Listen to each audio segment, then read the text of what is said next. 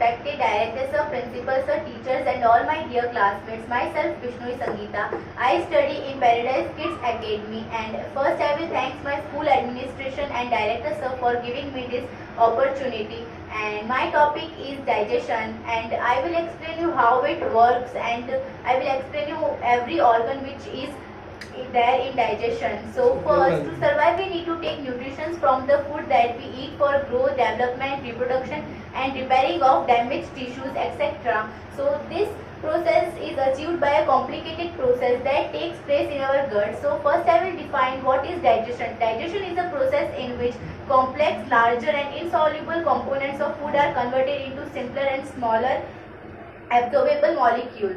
So the human digestive system consists of the alimentary canal and the associated glands. So this is the digestive system of the human. And so man has a coiled about 8 to 10 meter long alimentary canal of consists of the following parts. First is mouth, and it is also known as buccal cavity. In fact, the digestion starts here as soon as you take the first bite of the meal, and this is the structure of the mouth. This is upper lip, gum, palatoglossal arch, and these are incisors, and these are molars, and these are premolars straight. And next is throat, also known pharynx. It is about 12.5 centimeter long tube, and the next destination from food is oesophagus. It is narrow and muscular tube about 25 centimeter long, and the mucus secreted by mucus glands present in wall of oesophagus makes its cavity greasy and fluidly. So next is stomach. It is situated beneath the diaphragm, upper left side of the abdominal cavity. It is J-shaped like distensible bag-like structure, and it is 30 centimeter long in length. So next is intestine. The part of alimentary canal which follows stomach is known as intestine. There are mainly two types of intestine. First is small intestine and second is large intestine. So first we will know about small intestine.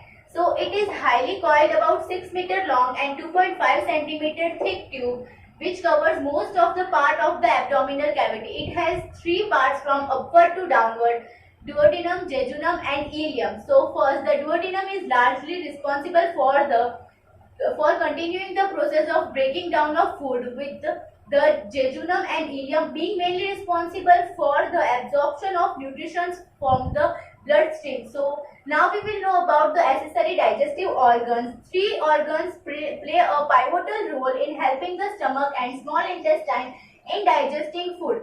So first we will know about liver. It is the largest gland of the body and weighs about 1.6 kg in adult human, and it is comparatively larger at the time of birth as it contains the 5% body weight, and it is situated in the upper right side of the abdominal cavity just below the diaphragm. So the functions of liver are that it synthesizes the urea and removal of excretory substances, detoxification, formation and destruction of body corpuscles.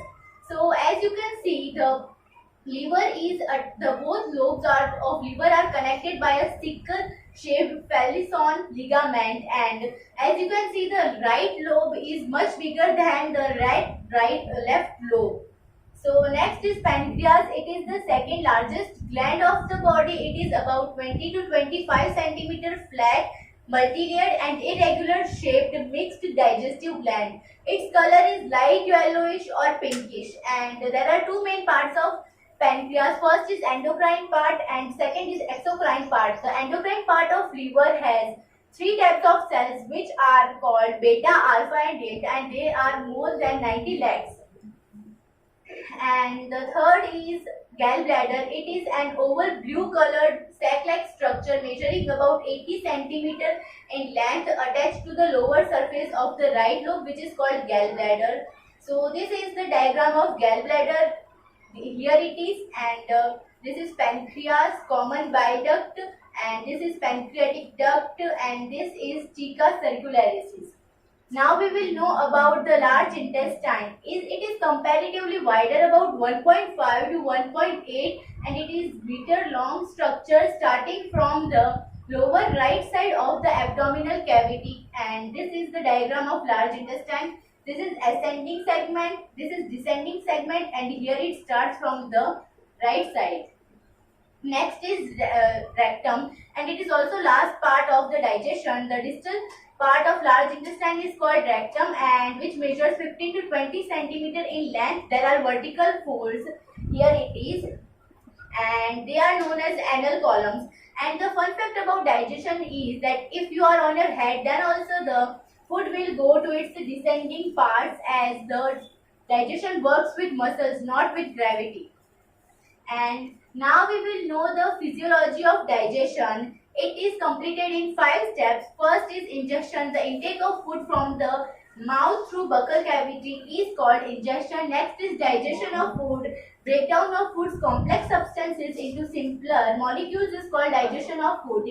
Next is absorption of digested food. Entry of different digested food particles from body cavities into blood capillaries through biological membrane is called absorption. And next is assimilation. The utilization of substances by cells is known as assimilation, and the assimilated substances are called metabolites. Last is egestion. The process of removal of undigested food from the body is known as egestion.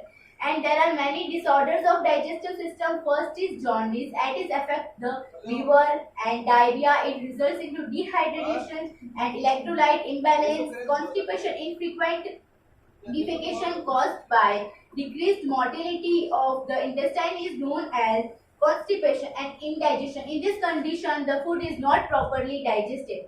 So thank you. I have completed my presentation. Hope you all like this.